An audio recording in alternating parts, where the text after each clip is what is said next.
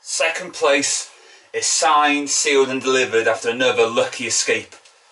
All these lucky streak continues, doesn't it? After beating Aston Villa in their own backyard by 3-1. On to the goals of the game. The first goal came from Villa, Douglas Luiz. Fred gives away a stupid pass. Lindelof tries to hold Douglas Luiz. Then he has a shot on the turn and it goes into the top corner.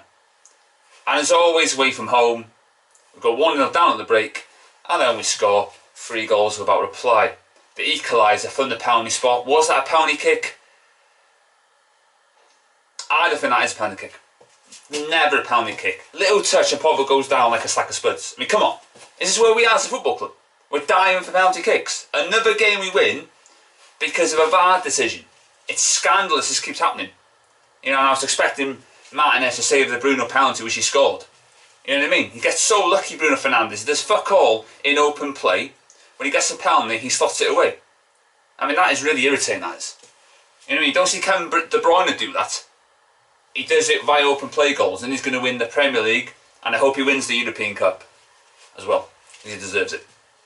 And so did Man City. And then it was 2-1. Greenwood shot on the turn into the bottom corner. Then Cavani come on substitute, rounded it off, great cross. He bamboozles the player he was up against and he plants a header in the top corner. That's now 8-7 for Cavani and 9 Premier League goals. And those hypocrites, those top reds who didn't want him, you absolute crawlers, didn't want Cavani, you'd rather bloody Josh King, and now you're celebrating, yeah? Why people listen to these top reds, I do not know. They have the cheek and the audacity to say, oh, celebrating Cavani, when they didn't even want Cavani. The hypocrisy in our fan base is true for everybody to see. It's a disgrace that people slagged off Cavani. He's not injury prone, he's not been injury prone, that is a myth. Myth by top reds who didn't want him. Right? He missed 3 games because of that stupid suspension that he should never have got, because he did nothing wrong whatsoever. You know, Cavani's a proven goal scorer. He has proved you lot wrong. And you don't like being proved wrong, so you're looking at different things, trying to do your media training, you know, stance to try and gain an advantage. For me and models like myself, you go, oh, they can't counteract this argument. Well, I tell you what, I can, because look at it, his stats. We're second because of him, and winning Europa League is because of him as well. And I can't wait. When we win the Europa League, yeah, Cavani, McTominay, and Dangerous for the trophy, I'll be out in these top reds, and I'll look forward to that if it happens. I hope it doesn't. I hope we don't win the Europa League. I don't want us to win the Europa League. I know others will be saying what I'll be saying next season, you know.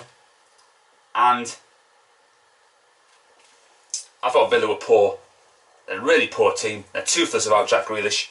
They might be a big club because they won the European Cup, sort of Nottingham Forest. Strange, that, isn't it? But there you go. So yeah, Villa just shocking. What a terrible team they are. Absolutely shocking. Awful. No European football for you. You know, and I'm going to make a prediction. Ole Gunnar Knobhead, he will get the sack once all the fans return. And thank God the fans are returning, because Ollie, your luck will run out, lad. It'll run out soon. Whenever all the fans are back in full capacity, that's the end of Ole Gunnar Knobhead. That's a prediction that you're hearing right here, right now. Because this can't happen. If that's a crowd there, right, and Villa are 1-0 up, we do not come back into that game. Right? I don't know what position we were when, before the lockdown happened. We're about, what, 5th, something like that?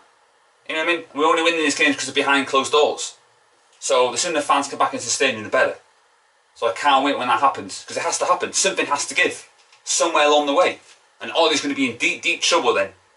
Yeah, you won't get, your luck won't go on then there, because the fans will be raging, they'll be roaring a caucus.